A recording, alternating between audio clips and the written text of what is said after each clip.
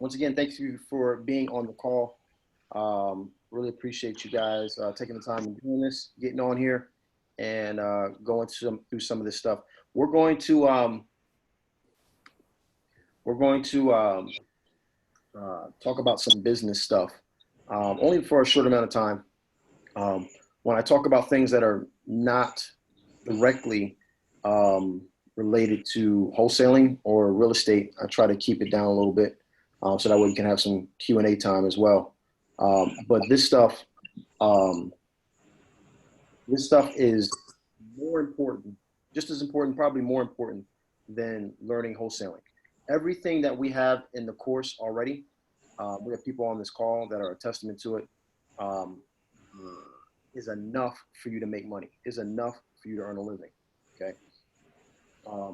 It's just duplicating it, and I think a lot of times we have problems duplicating and actually running a real business because we're not doing some of the things we're going to go over today. So right now, I have an active three businesses.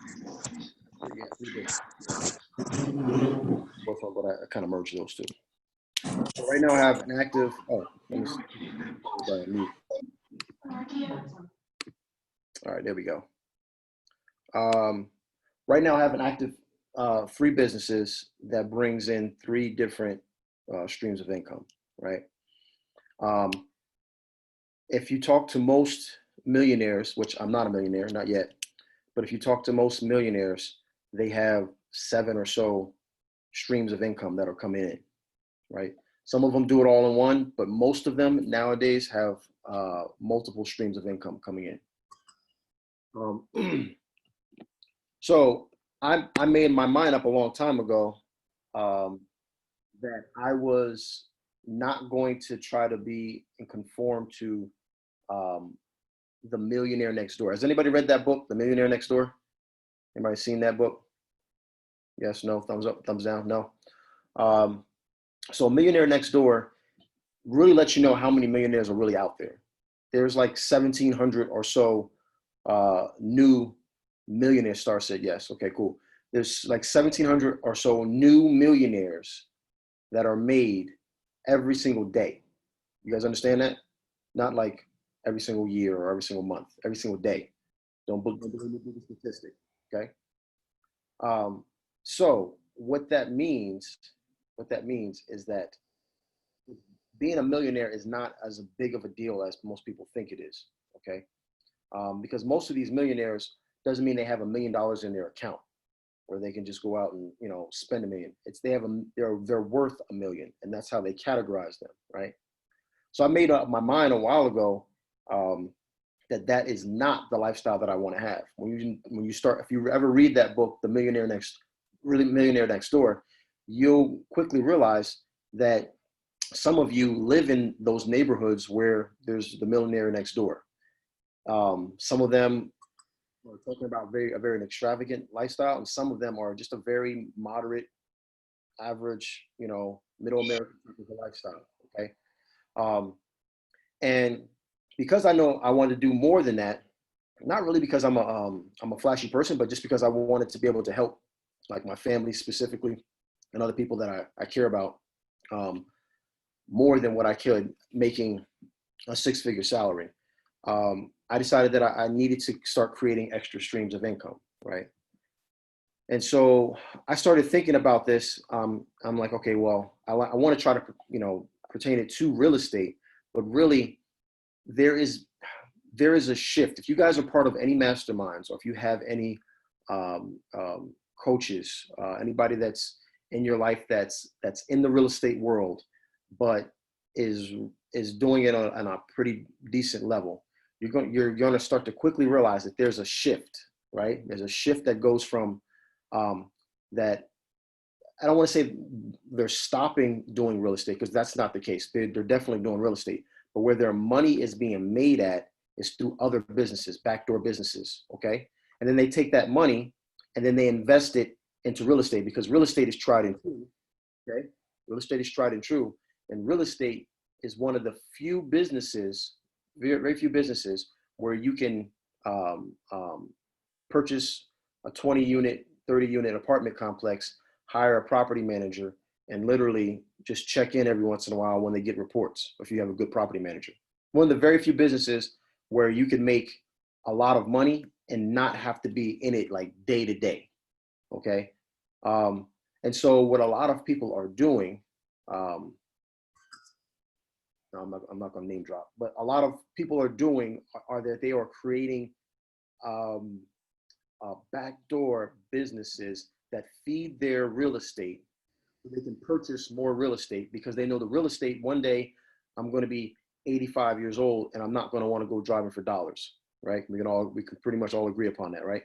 I'll be too busy drinking prune juice. You know what I'm saying?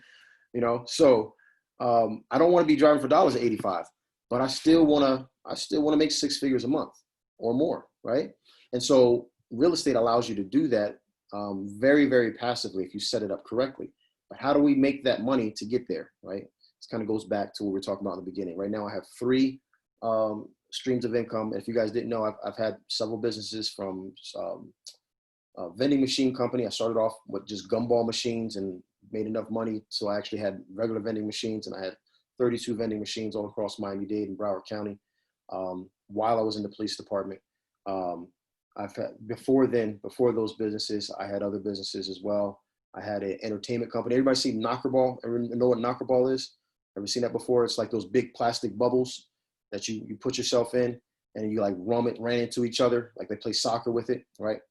I used to do the halftime show, just like they have Atlanta United here in Atlanta. I used to do the halftime show from Miami, and I put that business together, and I quickly realized, man, this sucks. This is just like the other business I had where I'm in the business. So then I started hiring college kids, right, to do that, right, for me. Obviously, then I had a gym. I had a gym for a couple of years, sold 50% of the gym, right? All the time, though, every time I did something, except for when I was working as a cop, but I don't really count that. All the time, I kind of attacked it with just like a single focus, where I only went after one business, right?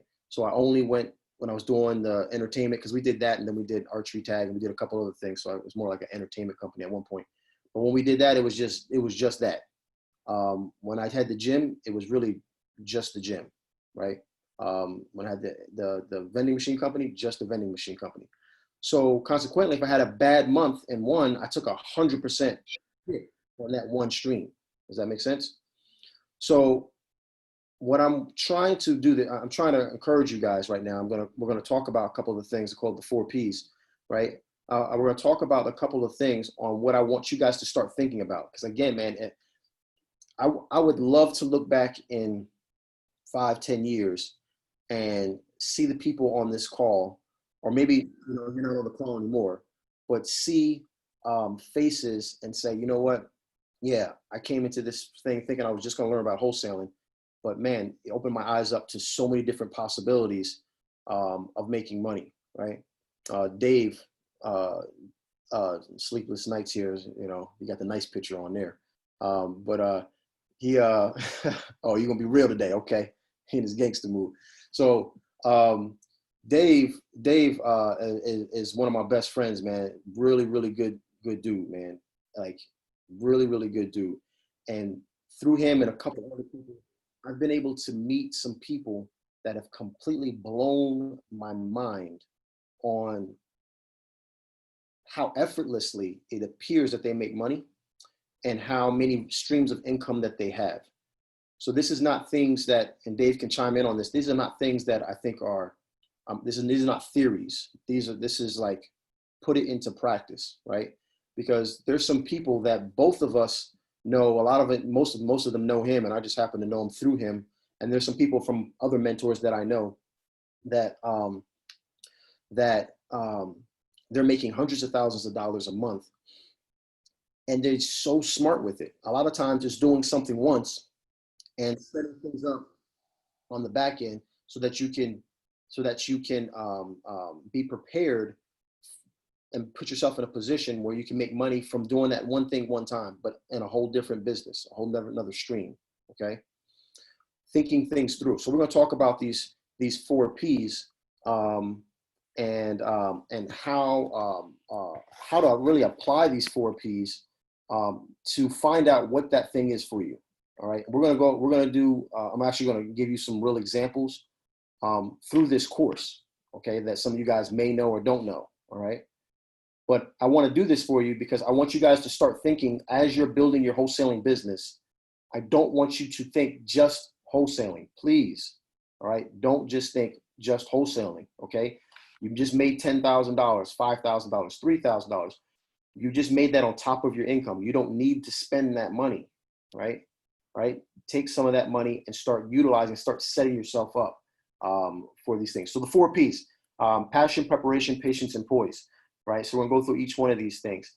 But like I said, we're going to give you guys a kind of like how I'm using this stuff right now on this course, right? How I'm going to build a 7-figure business through this course just by doing what we're doing right now. Okay. Passion. Number 1, you got to have passion for something, right? Believe it or not,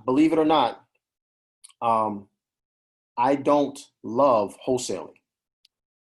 Okay. I don't love it, right? It's a job. I gotta do it, right? It's you go in and out. I don't love it. Honestly, what I really love, I love doing this. I love teaching, right? I love teaching how to do it. Okay. That's what I'm really passionate about because I can see it. I can see it directly when the person wins. Like you guys think I'm joking, but when Logan said, "Oh, I got a deal," man, that pumps me up. Like it's like that it fires me up, right? And that's not gonna fire up everybody, and I'm not speaking bad about it, but that's just me, right? That's just how I feel, right? So when what I'm passionate about is teaching, but I can't teach about something that I don't know how to do. Does that make sense? So if your passion is that, maybe your passion is wholesaling. Like, man, I just want to be the best wholesaler in the world. Maybe that's your passion. God bless you, right? Then do that. But whatever you're passionate about, you have to start getting prepared for, right? So it does us no good if you have passion but no preparation, right? Because then you're just passionate about it. You can talk about it, but you can't do anything about it. You can't help anybody, right? So after you find that passion, and we're not going to go deep into that because there's so many sermons on finding your passion, right? But you know what it is. Then you have to prepare. This course is proof of that, right? You guys are in this course now because you're trying to prepare for wholesaling, for real estate, right? And so, but it's not enough just to prepare for the thing that's right in front of you. It's not enough just to prepare for wholesaling. This is why on this course, most of the time we don't talk directly about wholesaling because we've talked a lot about it in the course. If you go through the course, a lot of your questions will get answered, right? What I want to talk to you, expose you to are things that are happening from what my mentors are telling me that they're doing outside of wholesaling, okay? So what I want you to think about when you're doing this preparation exercise is I want you to think about where you want to be at. What do you want your life to look at? And how quickly, I'm not going to put a time frame on it for you. That's up to you. How quickly do you want to get there? Okay. How quickly do you want to get there? So if I know I want to wholesale 5 houses in the next month, I know what I need to do to hit those numbers, right? But if I'm cool with just doing 1, I know what I need to do to hit those numbers as well, right?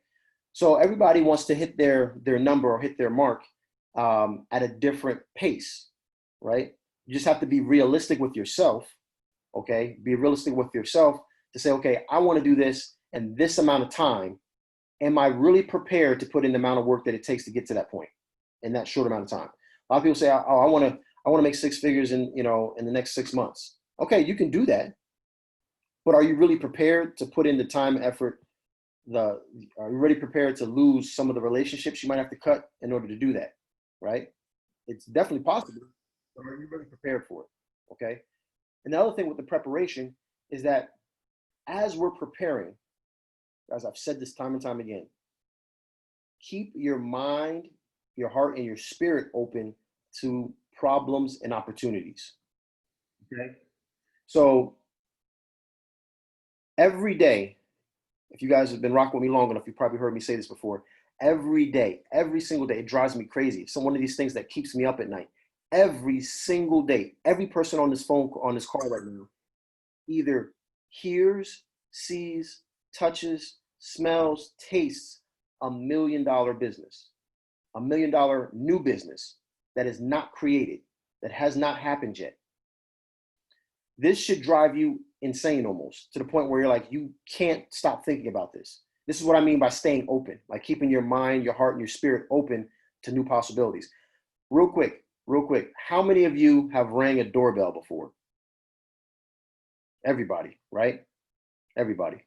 How many of you thought to attach a little camera to the doorbell and make that thing go from there to your cell phone so you can see, right?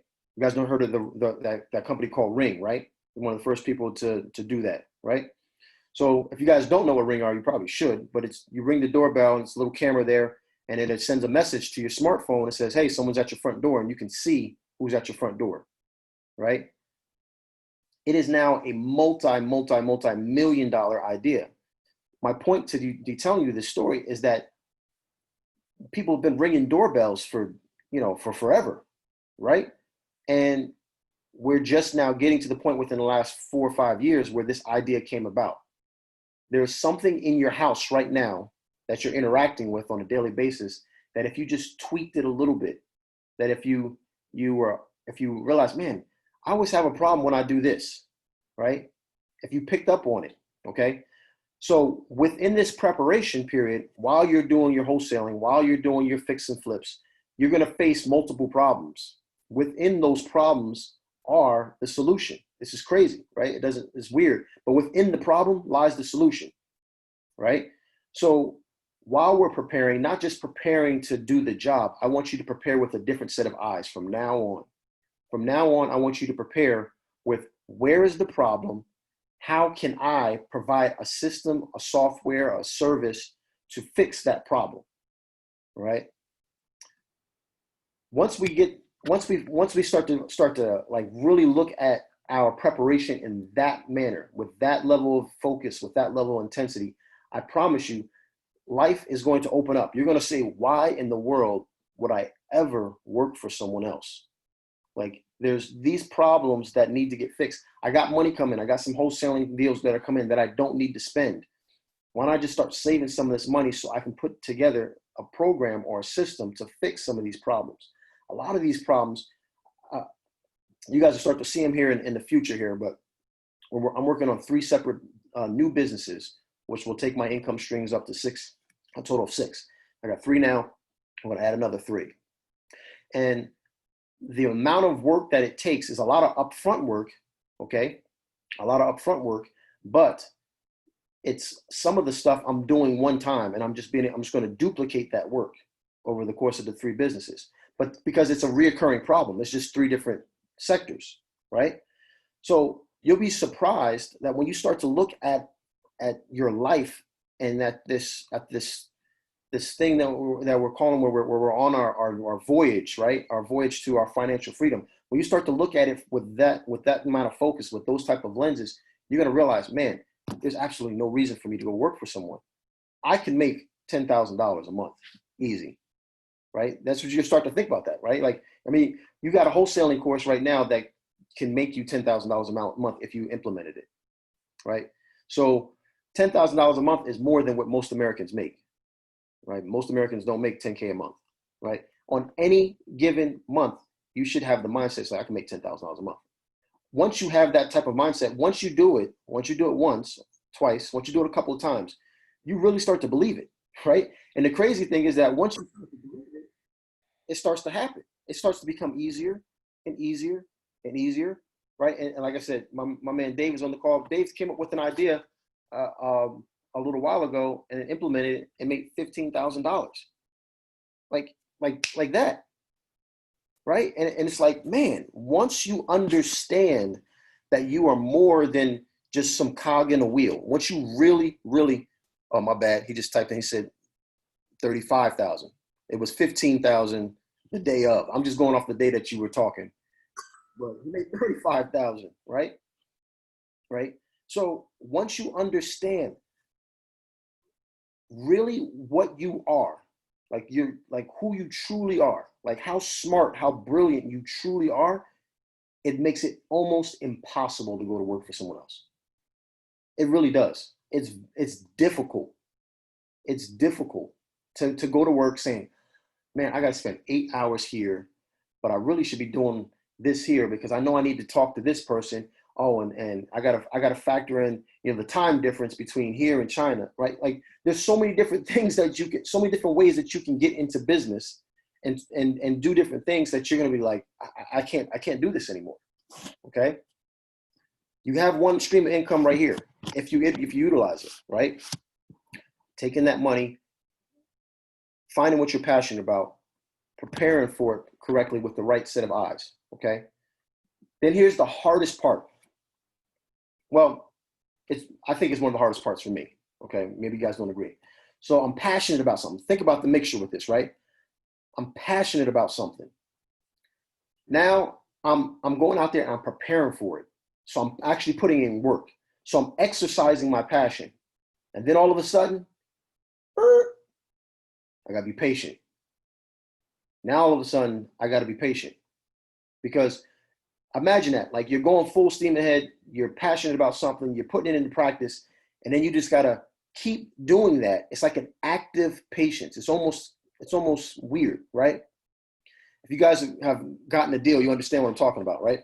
You got the deal. I mean, you're going after it, and you just gotta keep going after it until it happens.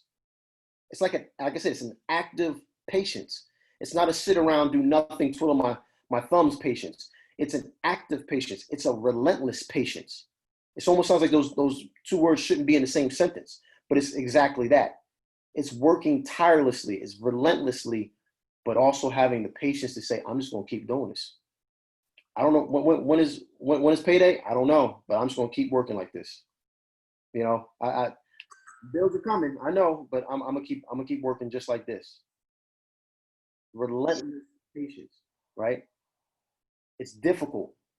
It's probably the hardest part. It's probably the hardest part. This one and the second. Being passionate about something is not that hard, right? We've all been passionate about something. Preparation, practicing on it, working on it, that can be difficult.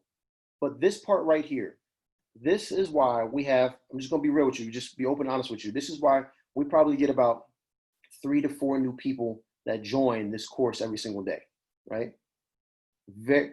Look right now, I don't know if you guys can see it, there's 34 people on this call, right? And when I look at your faces here, when I look at your faces and your names, I see the same people every single Sunday, every single Wednesday, like clockwork. Same people. But we have a couple hundred people that are in this course, right? Why? It's not because that that they're any different, right? What the thing is this: the first thing that breaks an entrepreneur's life, the first thing that stops them, the first thing that makes them quit is their spirit. The entrepreneurial spirit is something that, just like your muscles, needs to be worked out, right? It needs to be refined. That is the exact same thing with your entrepreneurial spirit, right? That entrepreneurial spirit gets broken and then they quit. And that's why out of a couple hundred people that are in the course, 36 of them right now are on the call. A lot of them just gave up. They went in and they tried and they called and I got cursed out. The deal, I got always to the closing table and it didn't work. And they bow out. They quit, right? That's why I say the passion is cool. A lot of people are passionate about their kids and they say that's why they do it. But this thing called patience is tough. This patience thing is rough. Like that patience, that's what gets people, because they're like, I'm working. I've never worked this hard before. You got to work and be patient at the same time. You've never worked and been patient. You always knew that you had a paycheck in 2 weeks. That's not patience. 2 weeks ain't patience. 30 days ain't patience, right? You got to work. I tell people all the time, man, my gym, I spent $55,000 to get that gym running. $55,000 to get that gym running. I didn't make many money for the first year. but I had clients at 4 a.m., actually 4:15 a.m. I left the gym at 10 p.m. For a whole year, I had to work like that, right? Active patience, relentless patience. It's important, man. Guys, if you guys don't take anything away from this, you have to be able to say, all right, I'm going to focus on what I'm on this business or whatever business you decide to do, whether it's wholesaling, fix and flips, whatever you want to do. I'm going to focus on that and I'm going to work at it tirelessly, but I'm also going to be patient. The next thing is poise, right? After the patience is poise. Poise, it's like graceful, elegance, but it's also control. When you think of like a ballerina, right? They have poise and they stand in that their stiff little thing, right? They're elegant, right? They're graceful, but you can't do that without control, right? You can't be poised without having some level of control, self-control, or physical control, right? One of the, arguably one of the best businessmen out there, most people have heard Warren Buffett, right? Warren Buffett, I was watching, if you guys have HBO now, right? If you have HBO now, do yourself a favor. Don't go watch the action videos. Don't watch the comedies. Go to the documentary section, right? Go to the documentary section, it'll pull up all the documentaries. And I think it's called Being Warren Buffett, or you'll know it. It's his face on it. It says Warren Buffett. Watch that documentary, right? Just take a quick look, all right? This dude has crazy amount of poise, a ridiculous amount of control, right? Just crazy. I want you to picture this. Warren Buffett is worth 60 billion with a B, right? 60 billion. I just want to put that into perspective here. I don't even know if my calculator goes that far. 60 billion. Does it do that? Okay, no, I don't even go that far. Hold on.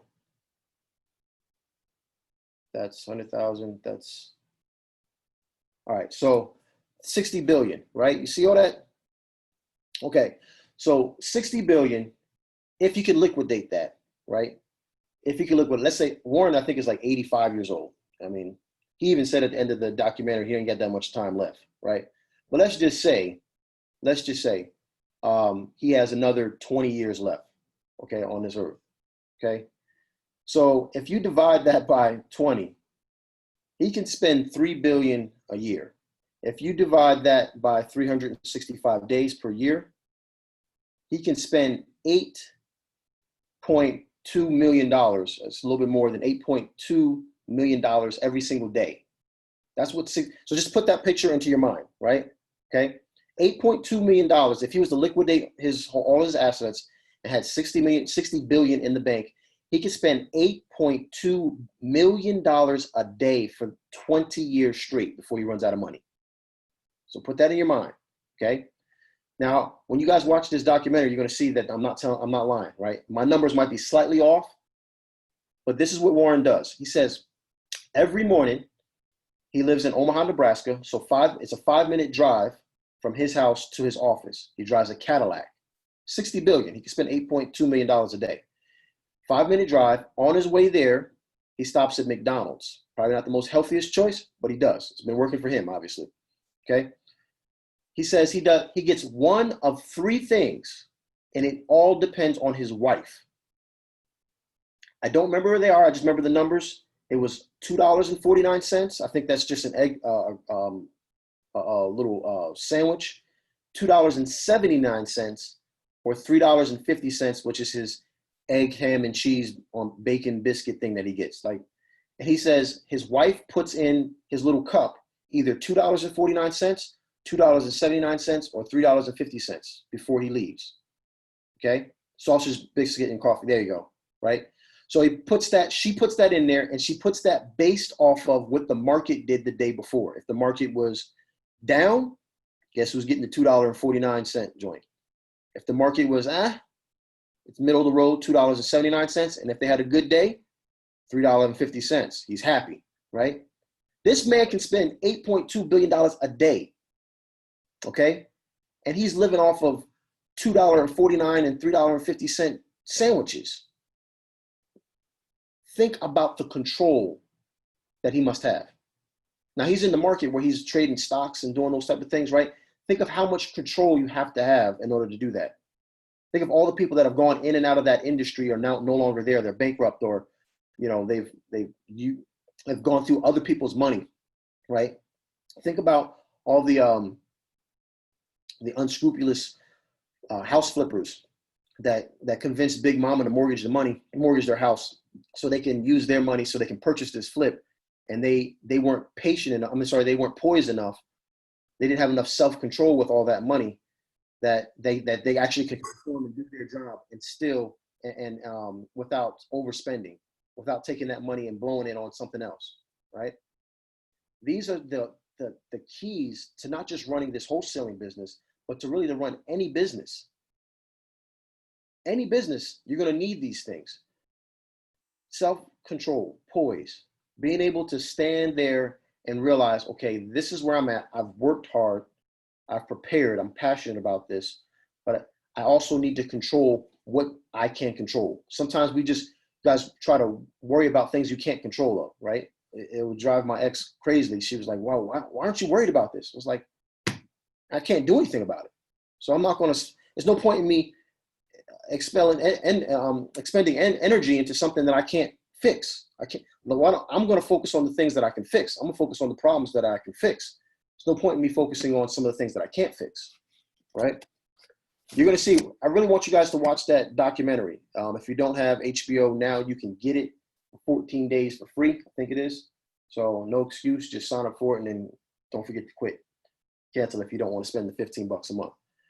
But looking at his life, man, it was eye-opening. Number one, I knew he was very frugal, but I didn't know he had that much control. Like the amount of things that he had to go through in order to build his business, and how he got stabbed in the back by his company, and that really was the catalyst for why he started his business. It's just really amazing. His story is amazing to see where he's at, right? And some of his richest friends, some of his rich buddies, they are some of the most frugal people, believe it or not, right? We have this idea, or at least I grew up. I'm not going to put this on you guys, but maybe I can get an amen somewhere in here. I grew up. I saw people that had money, and I knew they had money, or I thought they had money because they had the gold chain around the neck, and they had the Cadillac with the big rims, and and they had the new. Well, I'm from Jersey, so we had Timbs, right? With Timberlands, right? People wear Timbs down in Atlanta. It's too hot. Your feet be sweating too much. So they had the Jordans. They had the big puffy coats, and all. That was the symbol of money, right? That was the symbol of money. But they're walking around. Look at Mark Zuckerberg walking around, and he wears the same blue T-shirt, like every day, and some jeans. Poise, like the ability to go out and do something, but you say, you know what? I don't need to. There's no point in doing that. How do we relate this to wholesaling? How do we relate that to wholesaling, right? The ability to stay home. Like, right, I have the ability to not go out and look for properties, right? God, and let me clarify that. Through God's gift, I have the ability to do that, right? But I can't. I have to have control. What I want to do is just chill at the house and watch TV and, maybe, go to the park or whatever, right? But I know that it's just me now. So you guys are stepping into a world where you want to be entrepreneurs, where you want to be, well, you shouldn't want to be self-employed. I know that's a step, but you want to eventually be business owners, right? Well, you're going to come to a time where you're going to look up and it's just going to be you. You're not going to have a W-2. You're not going to have someone standing over you saying, hey, you need to clock in. What do you do then? Are you poised enough to say, you know what, I could, because I don't have a boss right now, I could just sleep in. I could stay. No one's going to know, right? Except for me. Are you poised enough to handle being an entrepreneur? Are you poised enough for this? So I promise you guys, I'm going to show. I promise you guys that I'm going to. Marvin. Marvin said he still has the house in Omaha. He sure does. Same, very. It's a nice house, but he could spend $8 million a day. I mean, he could afford a nicer house. So I'm going to kind of give you an idea of how the thought process that went into this course. Okay. So I was passionate about teaching this, right? When I started thinking about doing this, September 20th, you guys don't know, last year is when I launched this course. So you don't have to steal this, or I don't care if you steal it. You don't have to take this, but I'm just giving you an example, okay? So September 20th, I decided I was going to start this course. I filmed it in August, and in July is really when I had the idea. Now, Max came to me, or he thought about it beforehand, and so he thought about We Live 18. If you guys haven't been to We Live 18 or were there at We Live 18 in Charlotte, it was his first wholesaling event. Me and him talked about that event extensively, like back in March or sometime of that year. And I always would bounce ideas off of him. And he doesn't do courses. And so I said, you know what? I want to do a course, man. I really like teaching. And he said, okay, well, you like teaching, but you have to turn it into a business, because eventually you're going to have students, you're going to have people that are listening to you, and you're going to owe it to them to give good information, right? You're going to owe it to them to give them a system, okay? And you're eventually, the novelty of teaching, like, this is great, but there's some times where I don't want to do the coaching call, right? There's some times some of you guys have been on where I'm on the coaching call and I'm literally at a baseball game. I don't know if you guys remember that, right? Like, I want to spend time with my family, but I can't, because I got an obligation to everybody that's on this call, right? Like last week I was at the beach. We had to leave the beach early. I had to pack everybody up, say, oh, Daddy, you got to do a coaching call, right? So there's times where you're even if you're passionate about something, you're going to be like, man, I don't want to do this. But there's a reason for you doing it, right? What you're passionate about, but you also want to make it and turn it into a living, correct? Right? If you're going to work this hard at wholesaling, you want to get paid, right? So it's the same exact thing. He says, so how are you going to earn something off of this, so that when that day comes, when you don't want to do it, when you're at the basketball game, when you're at the beach, you have something, you have some skin in there to say, you know what, I'm going to keep doing this, right? And so I started thinking about, okay, I'm just going to charge for it, right? And I'm going to make it affordable for people, because no one came to my neighborhood and decided to teach me about this type of stuff where I can make it affordable for myself, right? He said, okay, but that's not really good enough. All right. That's not really good enough. Like, you need to have some things that are associated with this, so that, basically that's the preparation part, right? You need to have something associated with this that's going to allow you to scale. It's going to give you another stream of income. Okay. So some of you guys know that through this course, I didn't do it immediately. And I actually, in the beginning, I didn't listen to him for a while. Right. Through this course, I now have like a consulting company, right? Where I do one-on-ones, or I fly out to people's location and set up their business for them, just like a Fortune 500 company would fly somebody them to set up their business, right? So through this platform, it's giving me the opportunity to do one-on-one coaching with the people that I'm already somewhat familiar with, and they're already somewhat familiar with me. Okay, so this is not a chance for me to plug the one-on-one coaching, right? As most of you guys know, I don't promote it, right? It's normally when people come to me. I'm just doing this simply so you guys get an idea of how I want you to start thinking when you set up your businesses. You can do the exact same thing with wholesaling. What are some of the problems that we have with wholesaling? I'm going to start my wholesaling business from scratch, right? Let's say you're brand new. I start my wholesaling business from scratch. Okay, man, you know what? I'm just going to tell you a true story, because he said it now. So, and you can verify this if you follow Max. Max started doing wholesaling. He was like, man, this whole cold calling thing, this thing sucks. I'm tired of being on the phone, right? Okay. So what happened? Well, does anybody know what type of business Max has, or one of the businesses that he has? He has Lead Gen Pro, right? You guys go to Lead Gen Pro. What are they? They're a cold calling company, right? So you have 1,000 leads, 10,000 or 2,000 leads. You can't get through them, nor do you really want to. You can now pay to have people that he's trained cold call for you. He built the business within a business. You understand what I'm saying?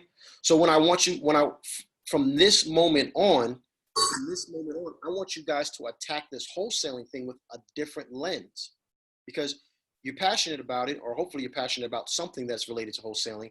You're preparing for it, but are you really preparing for it? Are you preparing for it with from another angle? Okay, so I just gave you that example. Going back to the course, right? So we have this course now. Now I have a consultation company where I do consulting work, right, within the course. Okay, now it didn't pop off right away. Right? In the beginning, most people didn't know that I started doing that back in January, right? And I started doing it in January, and it was something where I wanted to kind of ease myself into, but when I would do it, I put a lot of effort into it. Like, just like I speak to you guys now, I'm passionate about what I speak about. I'm there all day, like 12 hours. So I don't know if anybody's on here that has been a one-on-one client of mine. I can't see right now. I don't see everybody, but I'm there 10, 12 hours for the whole day, like just go, right? The whole time, right? And I'm like, man, like I'm away from my family, I'm away from my business, but I need to be patient on this thing. I need to be patient because I know eventually it's going to start to roll. It's going to start to pick up, right? And now I got to the point where I said, you know what? I can only do 3 or 4. I can't do more than 3 or 4 a month because it's too much. There's got too many people asking. Right? But if I would have felt like, oh, I need to get this thing done in the first 1-2 months, right? I started this in January, mind you, right? It's now July, getting ready to go in August. And it's just now starting to pick up. Does that make sense? So I'm telling you this because I'm showing you guys step by step. Like these are not just a theory. These are things that I'm putting into practice, right? Now that I have this coaching thing going, now I have to have self-control. I have to be poised. I have to make sure that I don't let this go to my head. That's another big thing that goes along with poise. If you think of someone who's poised, like I get this picture of someone, and maybe it's just me. I get some picture of someone that has a lot of self-control, but is not arrogant, right? They're not like if you like just going back to Warren Buffett. I mean, I'm quite sure he has his arrogant moments. But overall, when you look at him, do you see him as some big arrogant guy, right? Like, I mean, his house is a nice house, not crazy. He drives in a Cadillac, not nothing crazy, right? A lot of the times, man, you'll see a reoccurring thing, man. Dave he said, Dave made $35,000 off of an idea that, he was like, yo, I did this, I implemented it, boom, boom, boom, 35. And I'm not talking about $35,000 over the course of a month.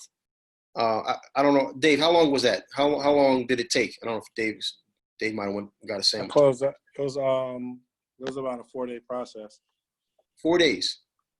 Okay, so 4 days he made $35,000. Now, when I was a police officer, I made $48,000 in a year.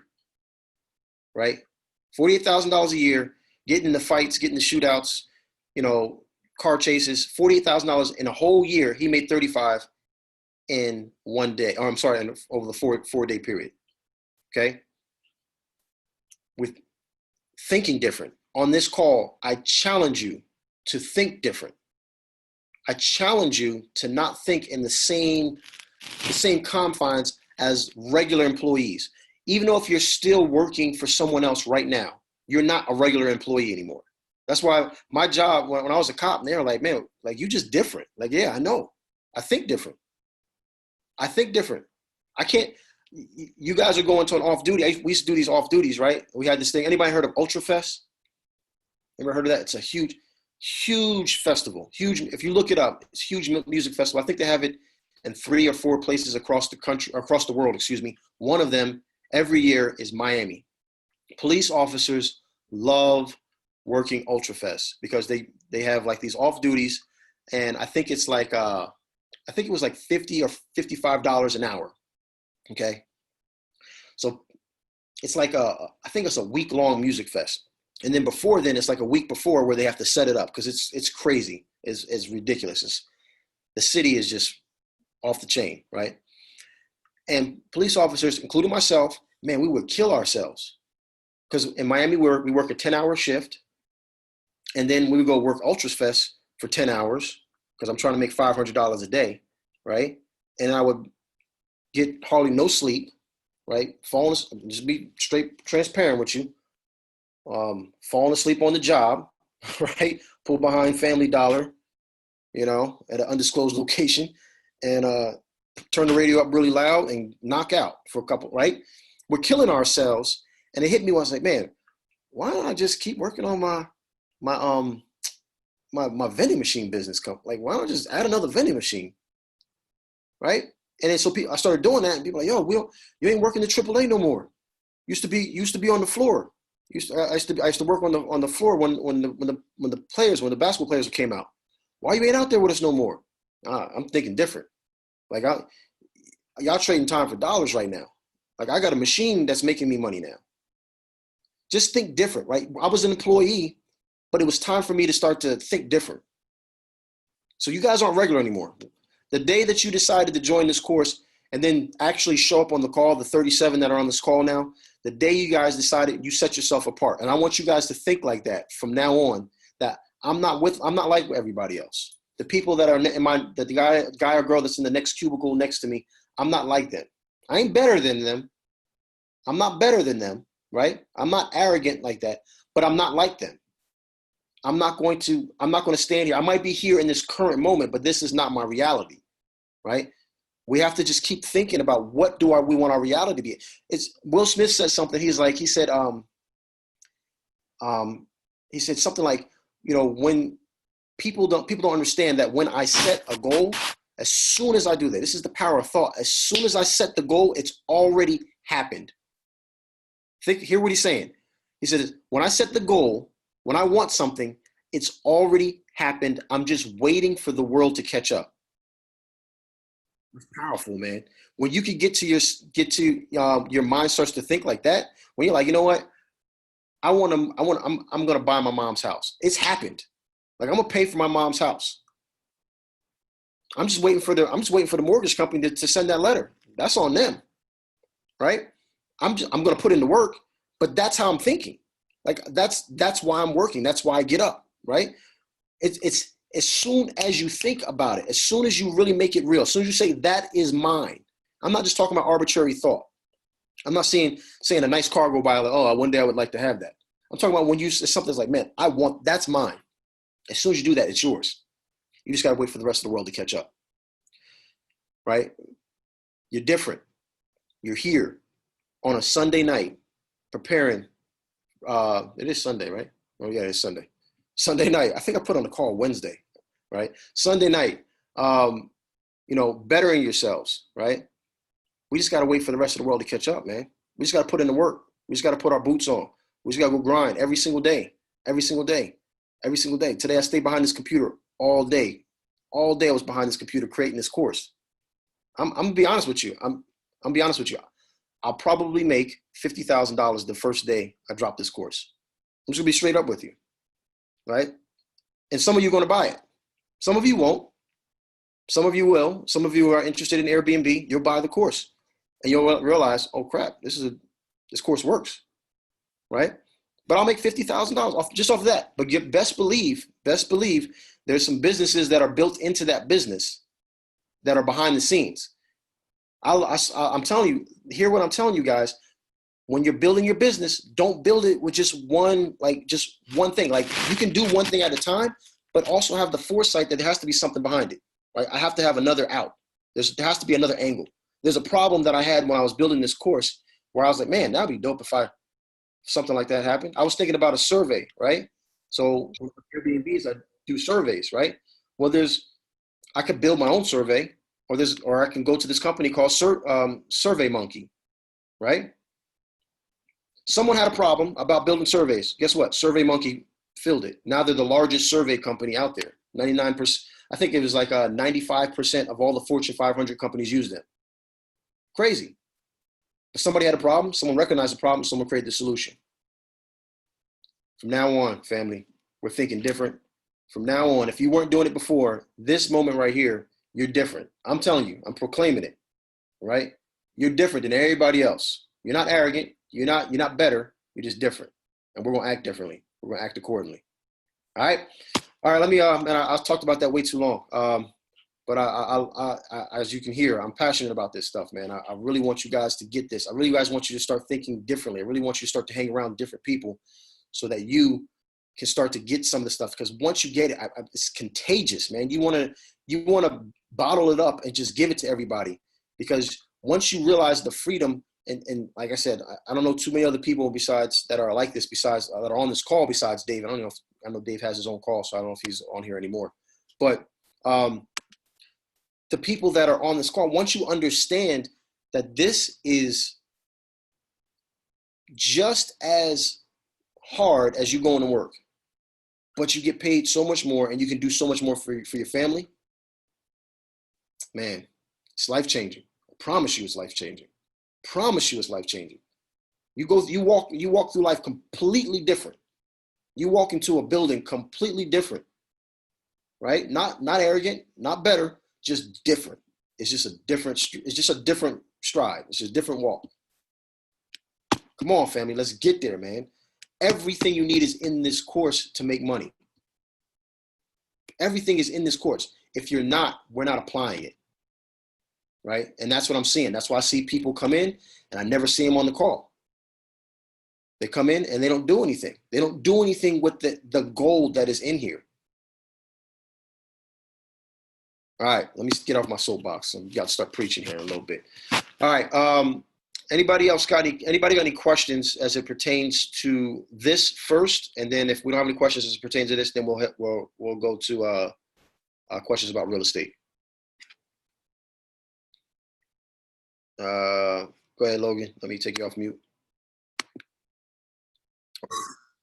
Hey, what's up, man? What's up, bro? I don't know if you saw in the chat, but I did quit my job on Friday. Oh, no, I didn't see that. Yeah. Thank you. Yeah. Basically, like, they kept throwing it. I mean, like, everything you said was on point because, like, my boss and stuff, they were throwing slick jabs, like, making fun of, like, my LLC and all that. Mm-hmm.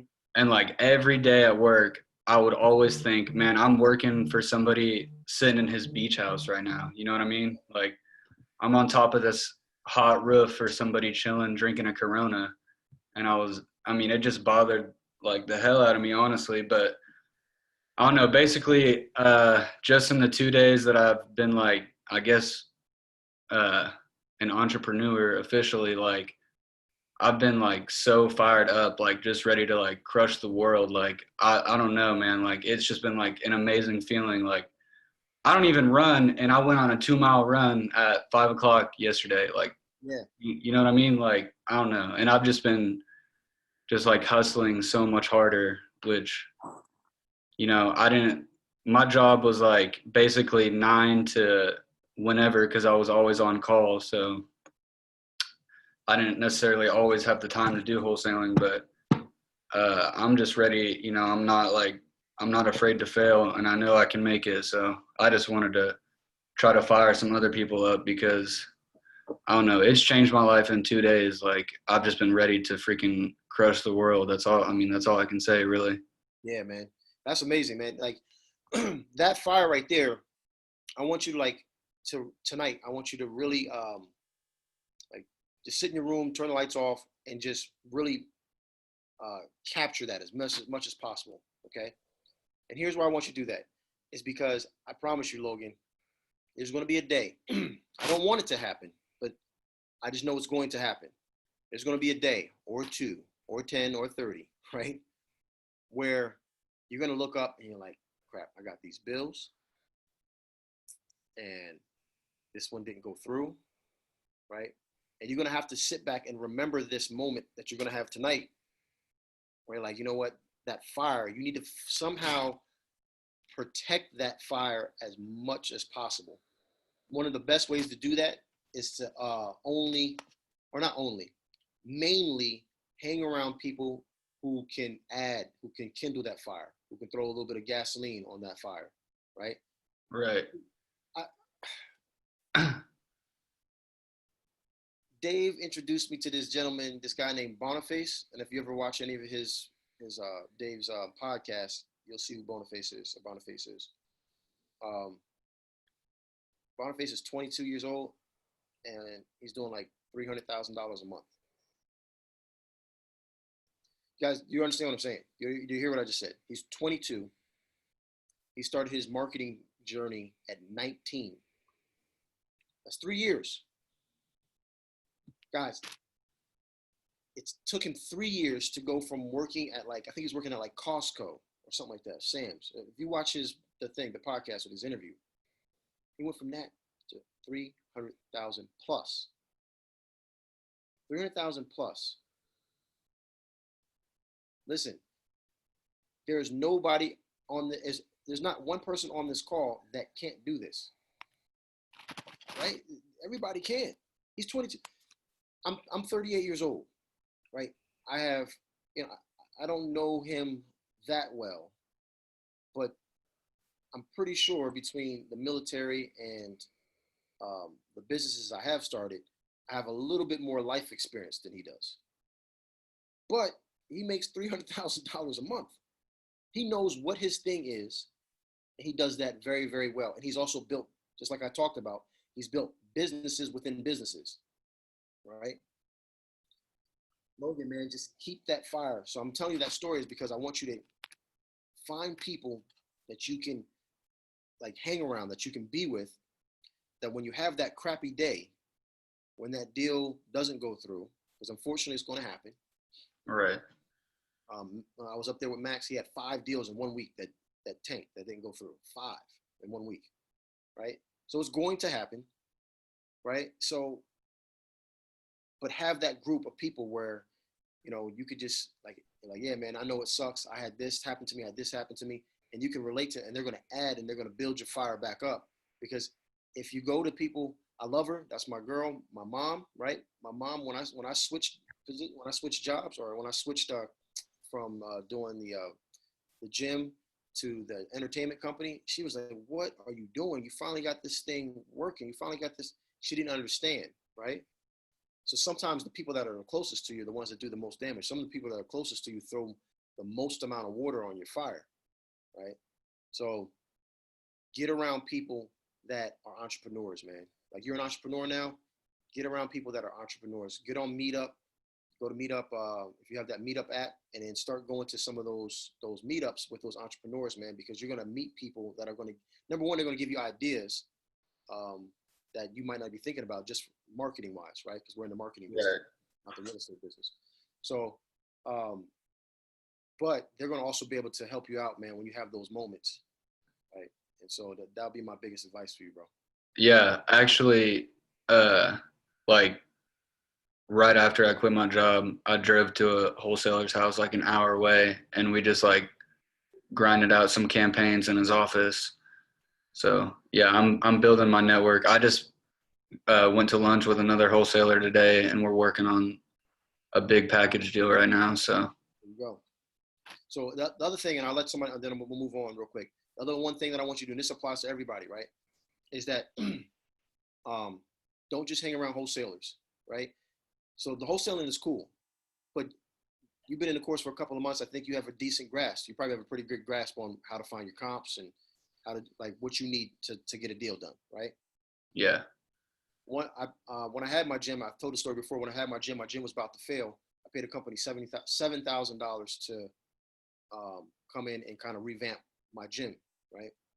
And one of my homework assignments was for me to go and pick out a couple of businesses that had nothing to do with the gym business to see how they ran.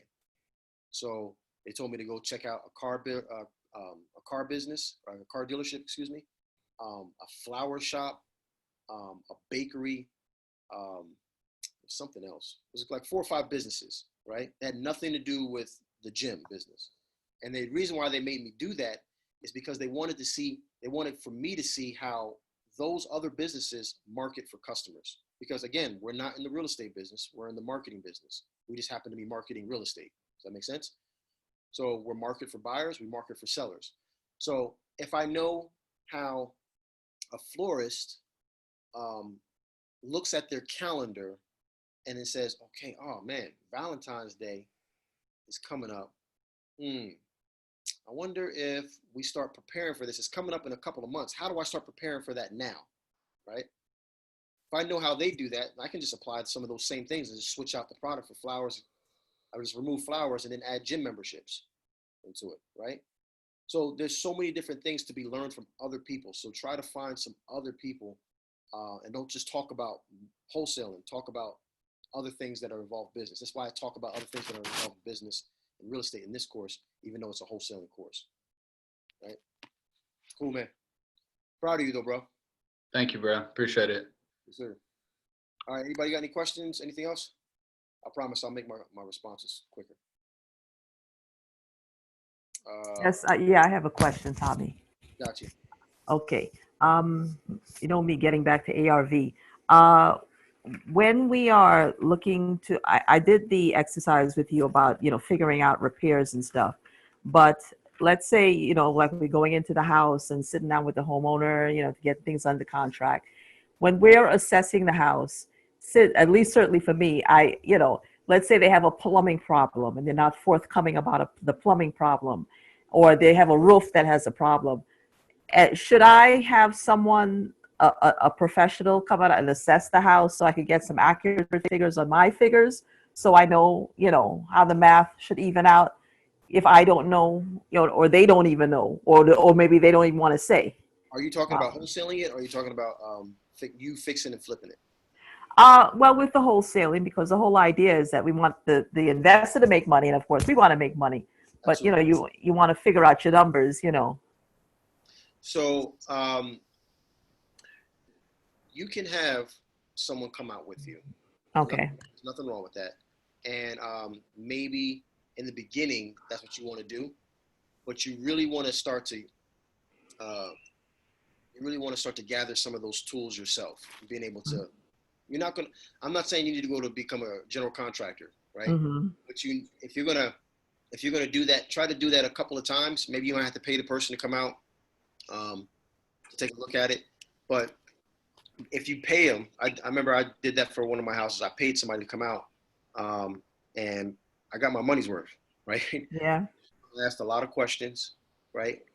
Some things to look for. And then Susie, I promise you, there's just some things that no matter how good you are, you're never going to be able to see, right? Mm-hmm. You're just not going to know. Like it happens all the time, right? Mm-hmm. So, you could try that, but like I said, if you do that, make it worth your while, right? Especially if you have to pay. But eventually you want to move to the point where you don't need to have a contractor, because it adds another element. Now you got to coordinate with the seller, with you and the contractor. And a lot of times these things happen so quickly, Right. you get there and get it done. So pretty much it's just better, to ask the homeowner, the condition of the house. I mean, everybody's going to say their house is fine, but if I don't see anything. Not necessarily true. I find that a lot of, especially once you build some good rapport, a lot of your buyers will be pretty honest. Like, yo, this thing is tore up, man. I'll be honest with you, ain't nobody lived in here in 4 years. A lot of times they'll tell you that, right? Okay. There's many things where you get to look, like I said, once you start to get a feel for things, you're gonna go to the electrical box and see they got, the old school fuses, right? Yeah. Right? You're gonna see that, you automatically know, this thing probably has knob and tubing wiring, so I'm gonna have to do the whole wire. I don't need to look any farther than this, right? You're gonna start to see, you're gonna notice that the bathroom is dated and hasn't been redone, which means the plumbing hasn't probably been redone. And you're just gonna say, all right, I'm just gonna add plumbing into this. Right? Do it a couple of times, and you won't need anybody else. Promise you. Gotcha. And then, of course, if certain things don't need to be done, but I estimated that it had to be done, then the investor makes a little bit more money, in the figures. But it's okay, because I want to have a good relationship with the investor and continue. Okay. All right. Thank you. I want every single time that an investor buys a property from me, I want them to make more money than what they thought. Right. Okay. So that's just a plus. Right. Right. Right. In the name of building relationships and all of that, and integrity. Next time I call them, they're gonna answer that phone real quick. That's right. Right. Okay. Thank you. No problem. All right, Henry, I saw you, and then I got you, Warren. Yeah, man. Thanks for the call again tonight, and I want to encourage Logan, man. I did the same thing you did some 3 years ago, brother, and it's been a great opportunity. Definitely some hard days, but it's worth it because I'm in control of my life. I was gonna ask you, Tommy, about the angle. You mentioned the angle that's in your business, and I wanted to know how you manage, being excited about two things at one time, because I'm building wholesaling, but I do have some different things that I've noticed that with the community that I'm in, I can actually use as systems and as a way to stream another income. Do you have like some kind of process that you go through to determine when it's time to start building that out?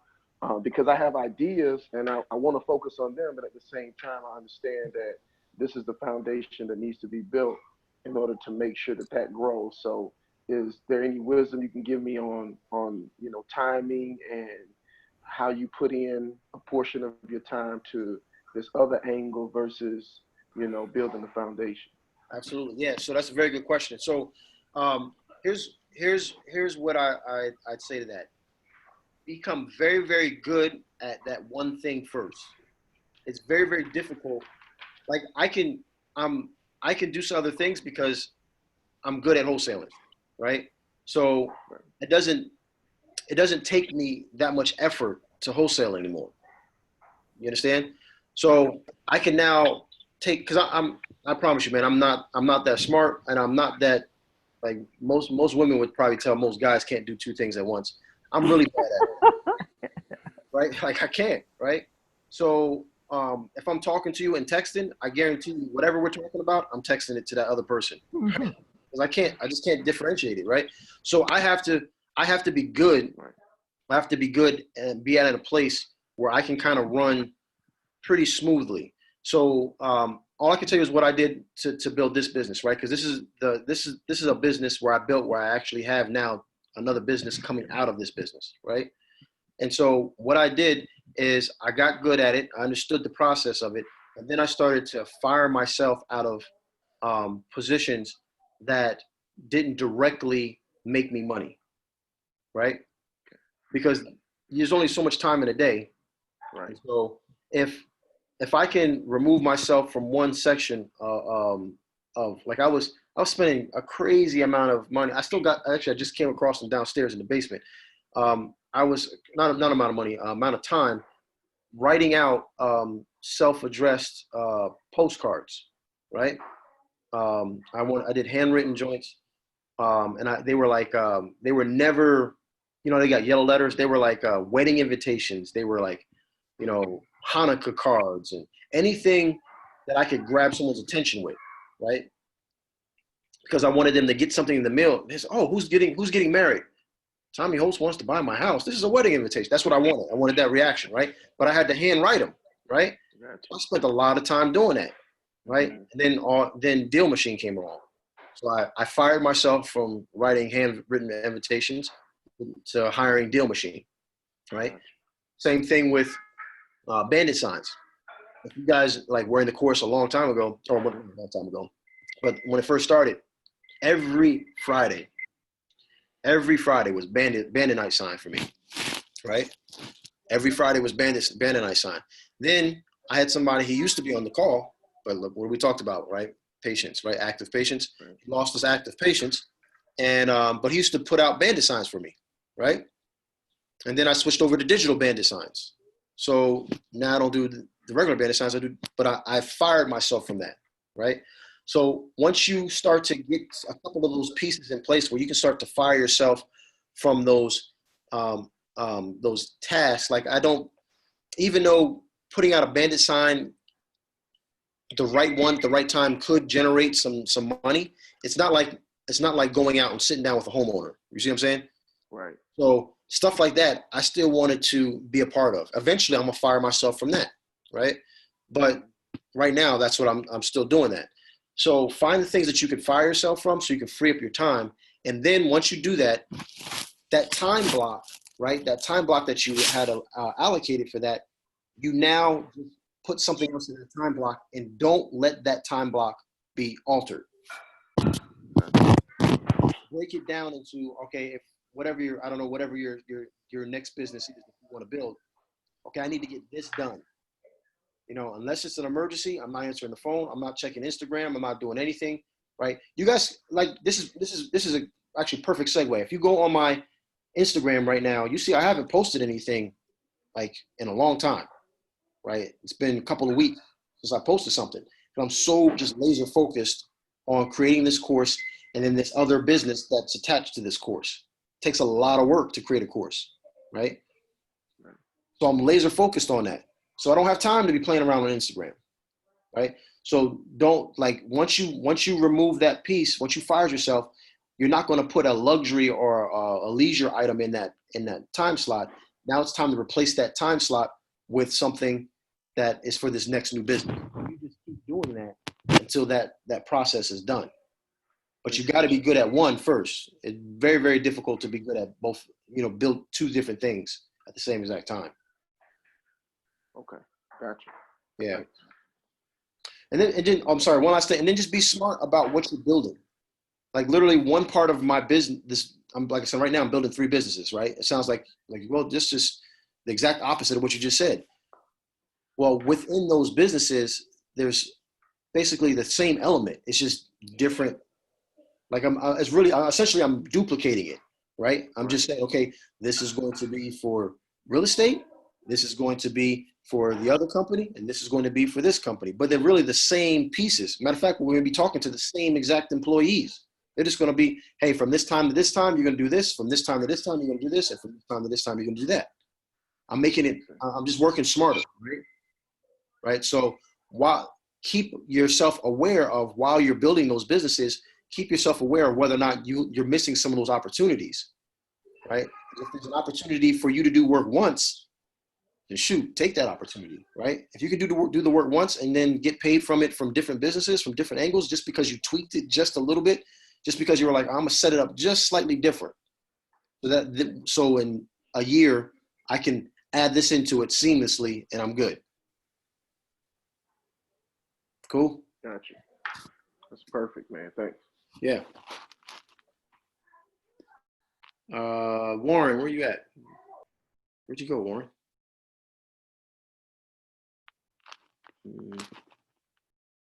Hold on. Did he hang up?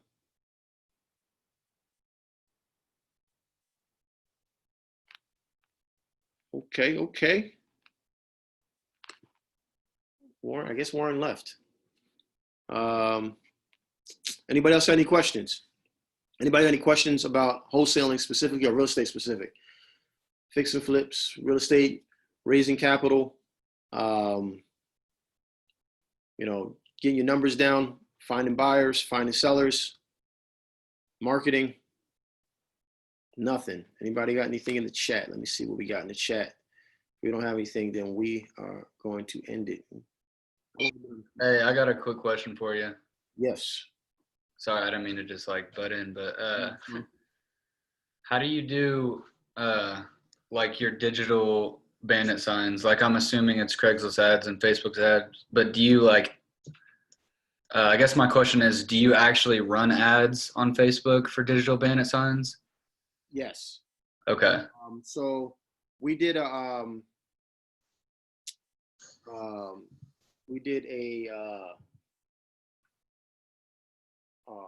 Zoom call on that, and I really need to get my boy, my man Napoleon, because I bought, actually, that guy Boniface that I said makes $300,000. He has a course. I purchased his course. I also purchased a course, a guy named Billy Jean. I don't know if you're Billy Jean is marketing. Yeah. He's out of San Antonio.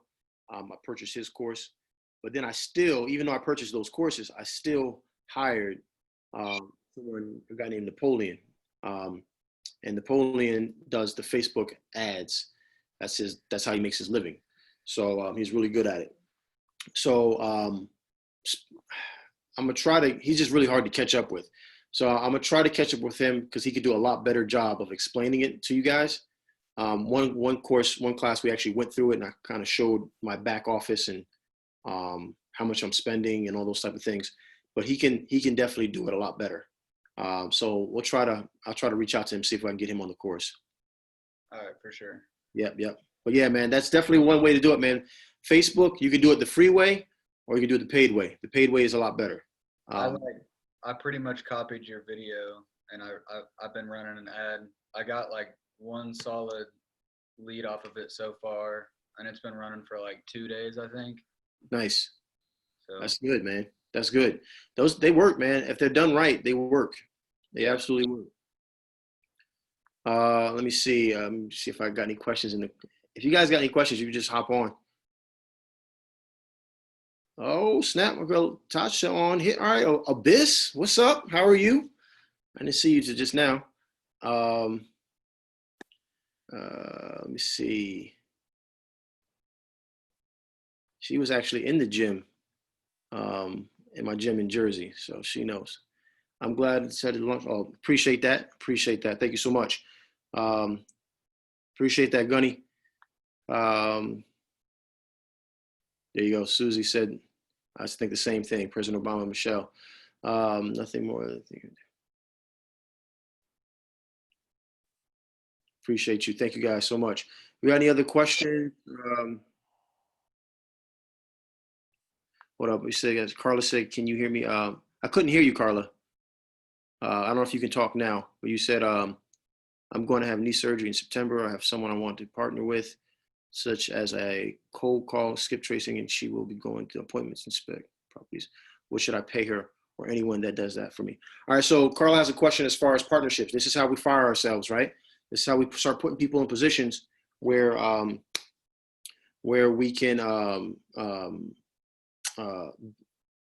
remove ourselves from certain aspects of our job. Like she said, she put it in the chat there so everybody can see it. She's gonna have knee surgery. I've been there, Carla. I had knee surgery and it sucks. You really don't want to be going on meetings on knee surgery, right? So, but the mistake that I've made before is that I paid people too much. Carla, hear me when I say this. A lot of times we have to check our generosity. I know that's kind of weird, but we have to check our generosity for the future of our company, because you are not Carla, the worker, right? You actually are in control of another entity, right? So you're in control of another entity, and that entity should be whatever your company is. And because you're in control of that entity, just like a parent in control of a child, you owe it to that company to be profitable. Okay. So we have to start, like, again, the theme of this thing is thinking differently, right? So we have to start thinking that when that money comes into our business bank account, that money does not belong to you. It belongs to that business. When you give a child some food and they eat it, that food goes to that child. It doesn't belong to you, right? So just like a child, you have to feed your business, and you feed your business with money. And so one of the things that I did in the beginning is that I gave too much away. You guys would have came up, man. I was doing 60-40 splits with me spending all the money on the on marketing. I bought all the band designs. I had all the phone numbers. I had all I bought all the lists, right? And I split it 60-40, right? Because I was just being generous. I just wanted to teach people. I was just so happy that people were learning stuff and changing their lives and learning how to wholesale, that when I looked at my bank account, I'm like, shoot, I'm spending a lot of money a month on marketing. I'm getting 60%, but a lot of that is going to, putting the money back in my pockets from marketing. And what I did is I didn't feed my child. I didn't feed my business. And I was stifling my business because I couldn't grow because I didn't have enough money, right?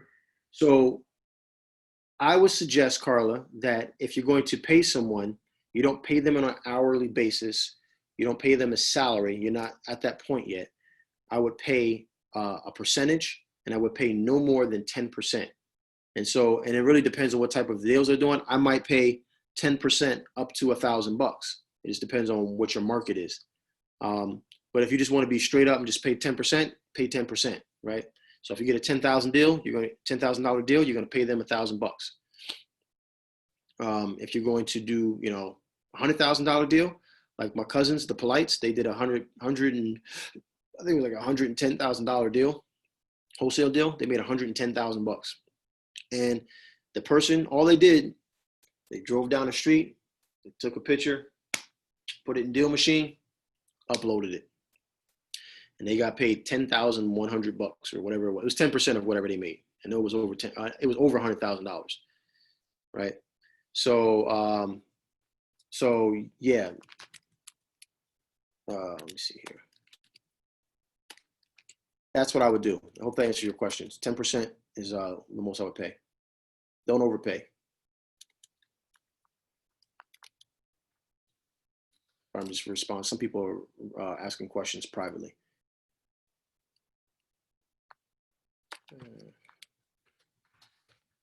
All right, anybody else? Anybody else? Okay, cool. We will end this one. What I want you guys to do is next week, I want some action through your business this week, but I also want you guys to have at least bring one question to the table. Now, some of you guys are going to probably bring the same questions. That's fine. I might answer one person's question, and then it gets answered. I end up answering 3 or 4 people question at one time. But I want you guys to bring one question, because the whole on Wednesday night, the whole thing is going to be Q&A. Okay. So I know you guys got questions. I know sometimes we're a little intimidated in front of other people. But make sure you guys bring your questions, because it's just going to be all Q&A. Can you put in the chat the names of the marketing company you use? The marketing company? Carla, you talking about the guy that I used? His name is Napoleon. I don't know. I know he does have a name, a company name, but I don't know his company name. His name is Napoleon Buyers. I think that's what you're talking about.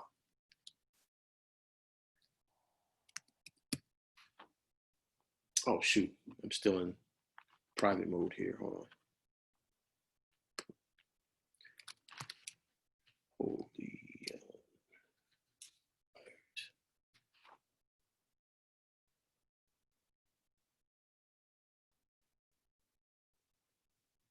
all right. Cool. All right. We're going to end it for this one, man. Let's go out there and make some things happen. Like this week, not next week, this week, we're going to go out. We're going to work harder than we worked last week. All right. I'm not saying you got to go crazy. I'm just saying you need to work harder than last week. Okay. And each week we just work a little bit harder than we did the week before. Next thing you look up, you'll be like, man, I'm doing this thing. I got 7 streams of income and I'm making 7 figures a year. But it starts today. All right. All right. Love you guys, man. Y'all have a blessed one. Be easy and stay safe out there. Peace. Abyss. I want to see JT. I see you out there doing your thing. Proud of you. Definitely proud of you.